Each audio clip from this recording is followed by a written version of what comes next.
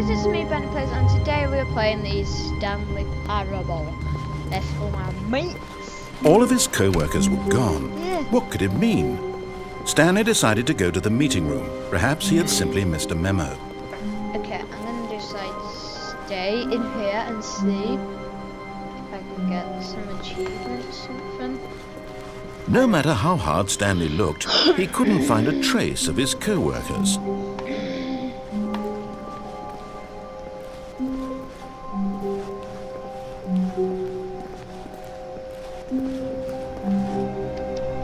Oh my goodness. Okay, I actually didn't know I could do that.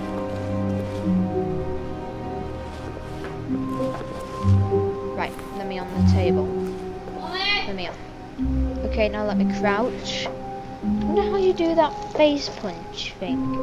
Is that face punch? Isn't?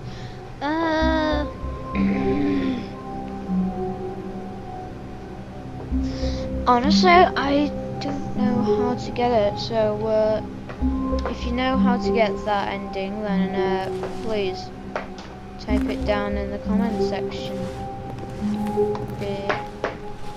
below. I won't be saying that again because like not everyone has a computer, because I remember when I was on my iPad on YouTube, what I did is everyone was saying leave a comment in the description below, and I like just press it on my iPad. I was like, there is no comment section. So why are there only a few lights working? Is it like I want to try and get out of there, like just like flying out of that window, because it looks like it's open. I do not know.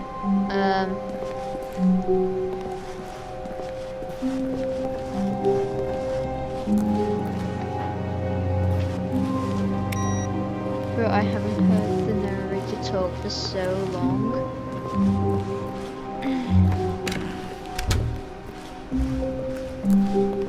When Stanley came to a set of 2 open doors, he entered the door on his left. Okay.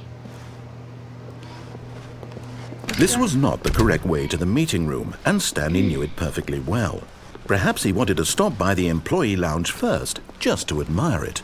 Right, so apparently there's something. Yes, truly a room worth admiring. But eager to get back to business, Stanley took the first open door on his left. Stanley was so bad at following directions, it's incredible he wasn't fired years ago. Okay. Look, Stanley, I think perhaps we've gotten off on the wrong foot here. I'm not your enemy, really, I'm not. I realize that investing your trust in someone else can be difficult, but the fact is that the story has been about nothing but you all this time. Yep, well, you've already got my name wrong, narrator. Stanley. It's not Stanley, it's Someone Ben. you've forgotten about. Please, stop trying to make every decision by yourself. That's I'm literally not what asking this for game's me, about.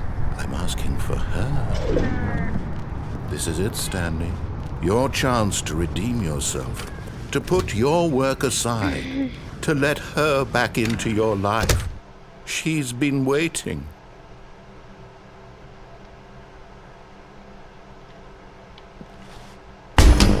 Jeez. That's her, Stanley. You need to be the one to do... Oh, no, you can't...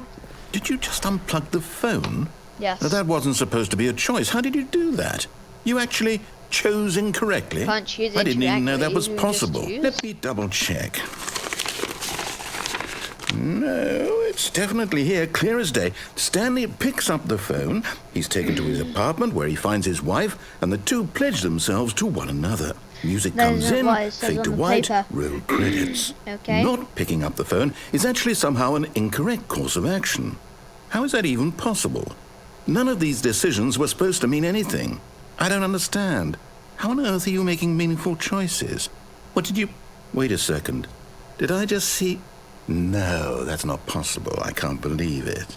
How had I not noticed it sooner? You're not Stanley.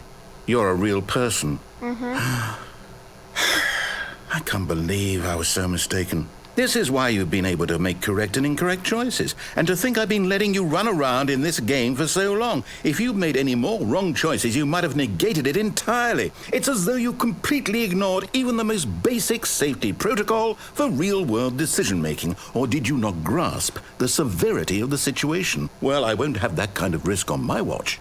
I'm going to stop the game for a moment so we can educate you properly on safe decision-making in the real world. Please observe this helpful instructional video. Okay. Choice. It's the best part of being a real person. But if used incorrectly, can also be the most dangerous. For example, in this scenario, a hypothetical real person named Stephen has a choice. He could spend years helping improve the quality of life for citizens of impoverished third world nations. Or he could systematically set fire to every orphan living in a 30-kilometer radius of his house. Which choice would you make? Remember that unlike here, the real world makes sense, and at no time should you make a choice that does not conform to rational logic. If you find yourself speaking with a person who does not make sense, in all likelihood, that person is not real. Allow the person to finish their thought, then provide an excuse why you cannot continue talking. Turn to a partner and practice saying, "My goodness, is it 4:30? I'm supposed to be having a back, sack, and crack." Oh my goodness, it's 4:30. I'm meant to be having a back second crack. Excellent. Making choices on a regular basis is the best part to a healthy decision-making process. Most medical professionals recommend making at least 8 choices per day. Do you make more than 8? Less?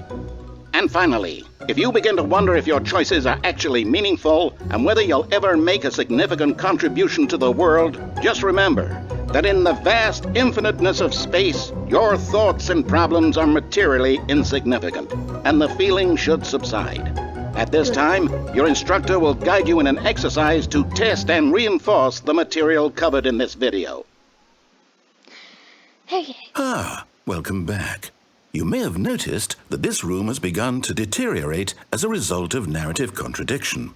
But not to worry. Now that you're properly informed on good decision-making, we're going to revisit a choice you made just a few minutes ago and see what the correct thing to do would have been. This way, please.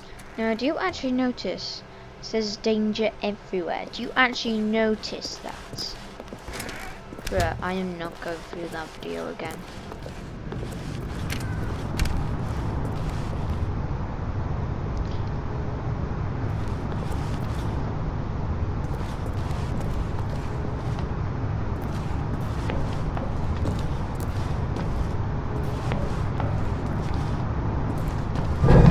Now that we know your choices are meaningful, we can't have you jumping off the platform and dying.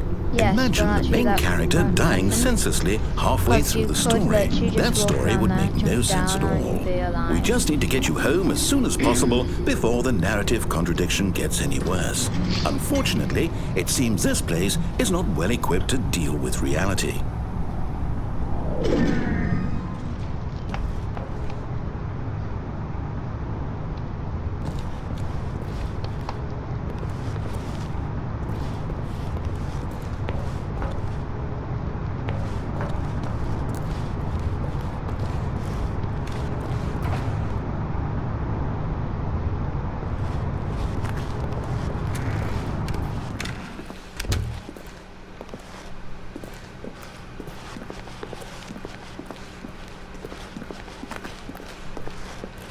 Honestly, I'm not Almost really there. sure. You'll take the door on the left, back to the correct ending, the story will have resolution once again, and you'll be home free in the real You world. could have just taken me to the meeting room. Now remember, all you need to do is behave exactly as Stanley would. That So I means believe choosing we're meant to go responsibly there. and always putting the story first. I'm quite sure you'll be up to the task. Just follow my lead and you'll be fine. All right. When Stanley came to a set of 2 open doors, he entered the door on his left. Okay, guys. That drawer. No! Why did you do that? Quickly, hurry back in the other direction. Perhaps we're not too late.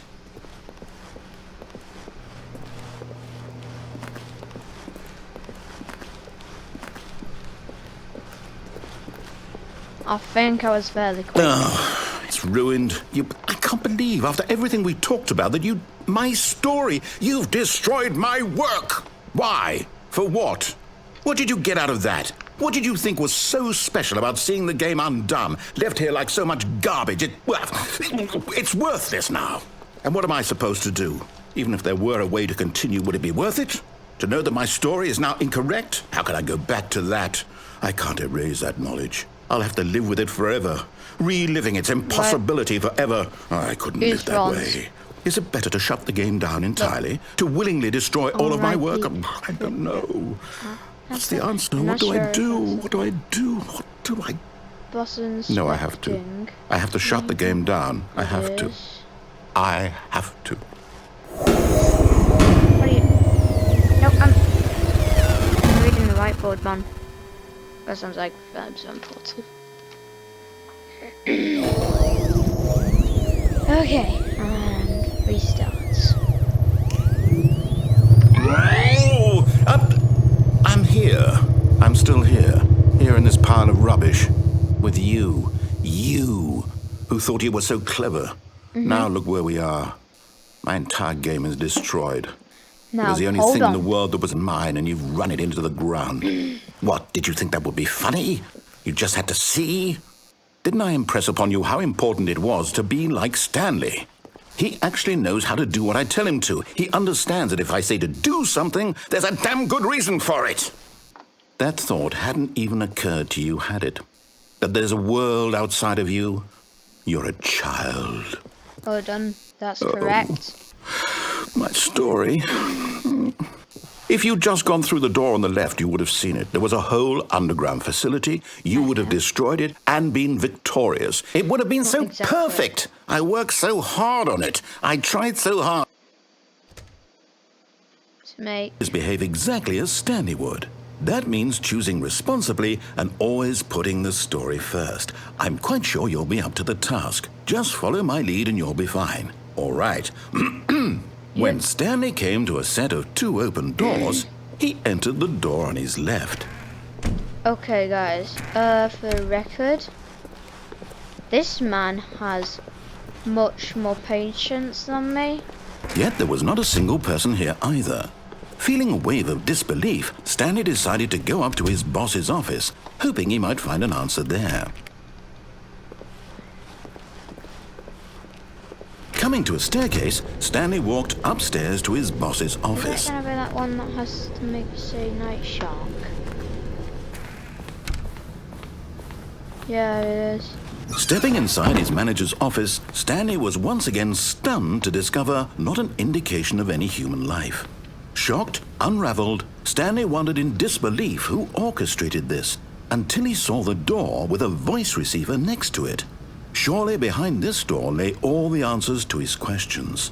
And beyond all probability, he knew the passcode. He had seen it on his boss's computer just last week. Night Shark 115. Was this the code to open the door? Would it still work? There was only one way to find out. Yes. Stanley had been trained never to speak up, but now he would draw from within himself the courage to face the unknown. He drew a sharp breath and then spoke the code. What was that? What was the code? I have actually forgot. It was... Stanley spoke the code. Okay. Night Shark 115. He spoke it into the receiver, right there on the wall. Night Shark 115.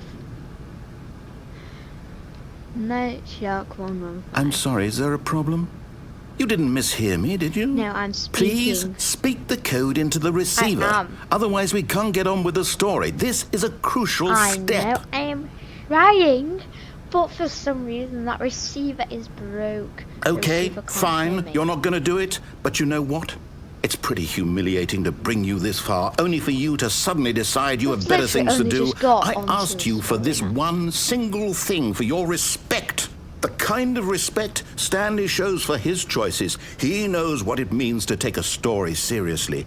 If you didn't want to see what I had to show you, then why did you come here? You had a choice, you know. You could have gone through the door on the right. You could have done whatever the hell you wanted over there. Why did you come this way? Speak. Say something to me. Explain yourself, you coward. When Stanley came to a set of 2 open doors, he entered the door on his left. Okay, this is the part where I believe you get to see what Stanley? Stanley looks like. Hello? Are you... Is everything okay? Stanley, please. I need you to make a choice. I need you to walk through the door. Hi, Daddy. Are you listening to me? Can you hear me? Is everything all right? Stanley, this is important. The story needs you. It needs you to make a decision. It cannot exist without you. Do you understand me? Whatever choice you make is just fine. They're both correct. You can... I think some Roblox, so I mean not Roblox, Among Us. So yeah, see you later. Like, subscribe, see you next time. Bye.